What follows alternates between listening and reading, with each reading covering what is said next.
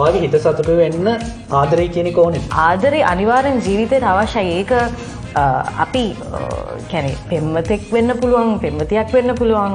ඒක එහෙම නෑ, ආදරේට ලිමිට්ස් නෑ. මම නම් කියන්නේ ආදරේ හොඳයි. ආදරේ තියෙන්න ඕනේ ලෝකෙ. ඔයා ආදරය කරපු කෙනෙක්ද? අනිවාර්යෙන්ම.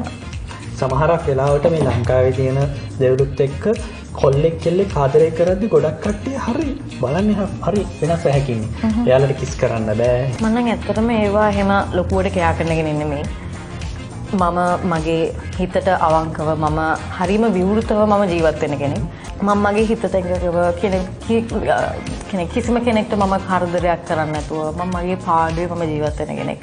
මම එහෙම කිසිම දෙයකට බයත් නෑ. කවුරු මොනවා කිව්වත් මේක කරන්න එපා, මේක වැරදි, අර මනුස්සයා මොනවා හිතයි. මම හෙට දවසේ මම මෙතන ඉන්න ඕනේ, මම මෙහෙම කරන්න ඕනේ, මම මේ දේ කරන්න ඕනේ කියලා නෑ. මම අද දවසේ මම කොහොමද සතුටින් ඉන්නේ කියන එක තමයි මගේ මේන් ફોකස් එක. ඒ කියන්නේ අද ජීවත් වෙලා හෙට දවස් ගැන කල්පනා කරනවා. නෑ. හෙට දවස ගැන කල්පනා කරන්නේ නැහැ මම. අපි දන්නේ නැහැ හෙට දවස මොනවා වෙයිද කියන එක. ඒක ක්වෙස්චන් මාක් එකක්. ඉතින් මම ඒක ගැන වැඩි හිතන්නේ නැහැ. අර ජීවිතං අනියතං මරණං නියතං කියනා වගේද? මගේ හිතන්නේ මේ දෙක තමයි ඇත්ත. මරණං නියතං. ඔව් ඉතින් මරණය අනිවාර්යෙන් නියතයි.